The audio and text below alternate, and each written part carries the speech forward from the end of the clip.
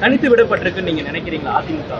இன்னொரு கட்சியை பத்தி நான் கமெண்ட் பண்ண விரும்பலைங்கண்ணா. பாரதிய ஜனதா கட்சி டைம்ஸ் நம்முடைய இன்னைக்கு சர்வே பார்த்தீங்கன்னா 21% பாரதிய ஜனதா கட்சி வாக்கு வாங்குதுண்ணா. இன்னைக்கு ரிசல்ட் இன்னைக்கு அவங்க பார்த்து அப்டேட் பண்ணி போட்டுட்டு இருக்காங்க. 2024 தேர்தலில் பாரத பிரதமர் அவர்கள் தான் வெற்றி வரப் போகின்றார் என்பது தெரியும். நான் சொல்லிக்கிட்டே இருக்கிறேங்கண்ணா. டெல்லி பயணத்தை பொறுத்தவரை ரொட்டீனாக நடக்கிறதாங்கண்ணா. வருகின்ற 16, 17, 18 நம்முடைய தேசிய செயற்குழு மீட்டிங்லாம் இருக்குது. அப்புறம் நம்முடைய நிறைய தலைவர்கள் நயினார் அண்ணன், முருகன்ஜி, வானத்தேக்கா எல்லாருமே நிறைய அமைப்பு வேலைகள் செய்து கொண்டிருக்கின்றார்கள் கடந்த ஒரு 6-7 மாதமாக. அதெல்லாம் கூட இன்றைக்கி தலைவர்களை பார்த்து பேசுவதற்கு ஒரு வாய்ப்பு. சின்ன சின்ன இஷ்யூஸு எப்படி போயிட்டுருக்கு வேலை கிரவுண்ட் லெவல் எல்லாமே. அதற்காக நம்முடைய தலைவர்கள் எல்லோரும் இன்றைக்கி நேரம் கிடைத்தது. யாத்திரையிலேயே ஒரு நாள் இன்றைக்கி விடுப்புங்க, நான் இன்றைக்கி பிரேக் டே. அதே போல் நயினார் அண்ணன் எல்லோருக்குமே இன்றைக்கி நேரம் கிடைத்தது அவர்களுடைய பணியிலிருந்து. அதனால் நம்முடைய தேசிய தலைவர், அமைப்பு பொதுச் செயலாளர், நம்முடைய மாநிலத்திற்கு யாரெல்லாம் அமைப்பு சம்பந்தமாக பொறுப்பில் இருக்கிறாங்களோ எல்லோரையும் பார்த்து பேசுவதற்கு ஒரு வாய்ப்பு. அதே நேரத்தில் இன்று பாரதிய ஜனதா கட்சியிலே தன்னை இணைத்து கொண்ட வேறு வேறு கட்சியிலிருந்து வந்த மூத்த தலைவர்கள் அவர்களும் தங்களை இணைத்து கொண்டார்கள். அந்த நிகழ்வும் இன்றைக்கி டெல்லியில் நடந்துச்சு. ஸோ மொத்தமாக எல்லா நிகழ்வுகளையும் முடித்து விட்டு இன்றைக்கி வரணும். காலையில் திருத்தணியில் நம்முடைய யாத்திரை ஆரம்பிக்குது மறுபடியும்.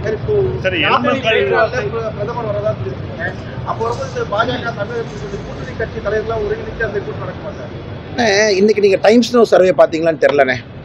இன்னைக்கு பாரதிய ஜனதா கட்சியாக 21% வாக்கு வாங்குது. இன்னைக்கு பாரதிய ஜனதா கட்சி டைம்ஸ் நம்முடைய இன்னைக்கு சர்வே பார்த்தீங்கன்னா 21% பாரதிய ஜனதா கட்சி வாக்கு வாங்குதுண்ணா. இன்னைக்கு ரிசல்ட் இன்னைக்கு அவங்க பார்த்து அப்டேட் பண்ணி போட்டுட்டு இருக்காங்க. தமிழகத்தில் பெரிய கட்சிகள் எல்லாம் பின்னுக்கு தள்ளி இன்னைக்கு பாரதிய ஜனதா கட்சி இந்த அளவுக்கு முன்னேறி இருக்கு. நான் முதல்ல இருந்து சொல்லிட்டு இருக்கிறதுனா, எங்களுடைய வேலையை கம்பீரமாக எந்தவித சலனமும் இல்லாமல் தொண்டர்கள் கீழே செஞ்சுக்கிட்டே இருக்கிறாங்க. அது வெளியிருந்து பார்த்தா தெரியறதில்ல. பூத்து வேலைகள் அற்புதமாக நடக்குது. பிரதமருடைய மனதின் குரல் நிகழ்ச்சி மட்டுமே பாரதிய ஜனதா கட்சி சார்பாக போன மாதம் ஞாயிற்றுக்கிழமை, கடைசி ஞாயிற்றுக்கிழமை பார்த்தீங்கன்னா கிட்டத்தட்ட 20,000 பூத்தில் கேட்டிருக்காங்க. ஸோ எங்களுடைய வேலைகள் சைலண்ட்டாக எல்லா இடத்துலையும் நடந்துக்கிட்டு இருக்கு. மக்கள் பாரதிய ஜனதா கட்சியை நோக்கி திரும்ப ஆரம்பிச்சிட்டாங்க. காரணம் அவர்களுக்கு தெரியும், 2024 தேர்தலில் பாரத பிரதமர் அவர்கள் தான் வெற்றி வரப் போகின்றார் என்பது தெரியும். நான் சொல்லிக்கிட்டே இருக்கிறேங்கண்ணா. We are quietly confident. களம் மாறுது. இன்றைக்கி 189 தொகுதிகளை யாத்திரையில் கடந்திருக்கும். 189 இடத்துல பேசியிருக்கோம். கூட்டணிங்கிறதுனா ஒரு விஷயத்துக்கு பார்த்தீங்கன்னா கார்ட், ஹார்ஸ், ஒரு குதிரை ஒரு வண்டி இழுக்கணும். வண்டி குதிரை தானே வண்டி இழுக்குமோ தவிர வண்டி குதிரை இழுக்க முடியாது. கூட்டணியை பொறுத்தவரை பாரதிய ஜனதா கட்சி தெளிவாக இருக்கின்றோம். இது எங்களை பலப்படுத்திக் கொள்வதற்கான நேரம். கடந்த 6 மாதம், 1 வருஷம், 2 வருஷம், 3 வருஷம், 4 வருஷம் பாரதிய ஜனதா கட்சி எங்களை பலப்படுத்தி கொண்டிருக்கின்றோம். அது குதிரை மாறிங்கண்ண. கூட்டணிங்கிறது வண்டி மாறி.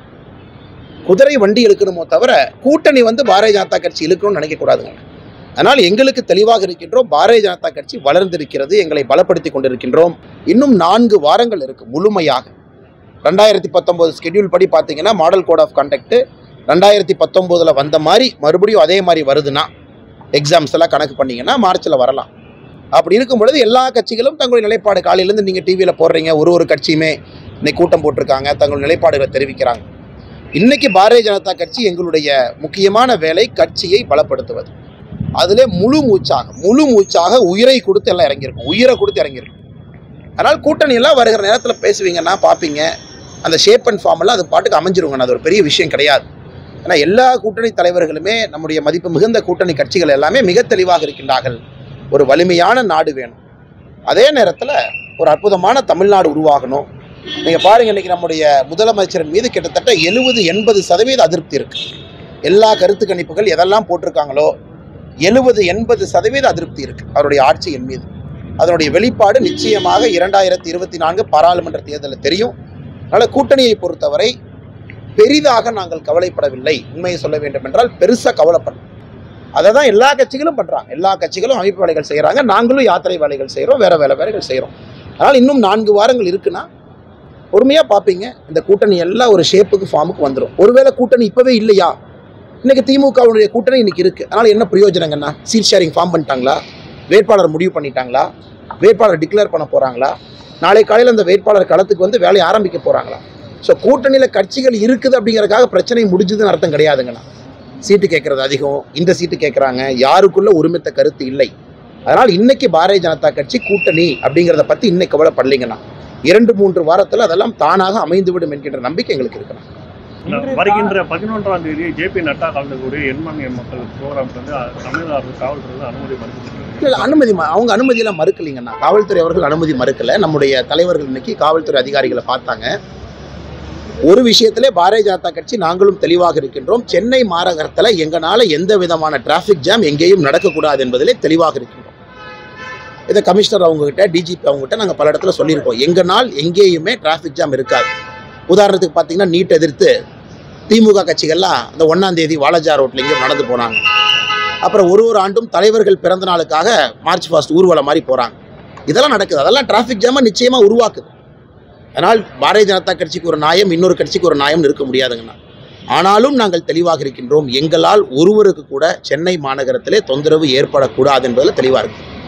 இன்னைக்கு நம்முடைய நட்டா அவர்கள் 200வது தொகுதிக்கு வர்றாங்கண்ணா. பாரத பிரதமர் நரேந்திர மோடி அவர்கள் 234வது தொகுதிக்கு வருவாங்க. நட்டா அவர்களுடைய தேதி இன்னைக்கு முடிவாயிருச்சு. பிரதமர் அவர்களுடைய தேதியை வெகு விரைவில் நாங்கள் அறிவிக்கிறோம். இப்போதைக்கு டென்டேட்டிவாக பிப்ரவரி 25ஆம் தேதி வச்சிருக்கோம். அதனால் நிச்சயமாக யாத்திரை நடக்கும், சென்னையிலும் நடக்கும். அது எப்படி பண்ணணும், அது இதே மாதிரி ரோட்டில் போகிறதா, மக்களை எப்படி சந்திக்கிறது, மக்களை சந்திப்பது தான் நோக்கங்கண்ணா. பிரச்சனை இல்லாமல் எப்படி சந்திக்கிறது தான் நம்முடைய தலைவர்களும் காவல்துறை அதிகாரிகளும் யோசிச்சுட்டு இருக்காங்க. காவல்துறை அவர்கள் நம்முடைய தேசிய தலைவர் அவருடைய வருகைக்கு அவங்க எந்த அப்ஜெக்ஷனும் பண்ணலை. பொதுக்கூட்டத்துக்கு எந்த அப்ஜெக்ஷனும் பண்ணலை. இது மக்களுக்கு பிரச்சனை இல்லாமல் எப்படி இந்த யாத்திரையை சென்னைக்குள்ளே நடத்துறது அப்படிங்கிறத பற்றி தீவிரமாக யோசிச்சுட்டு இருக்கோம்னா.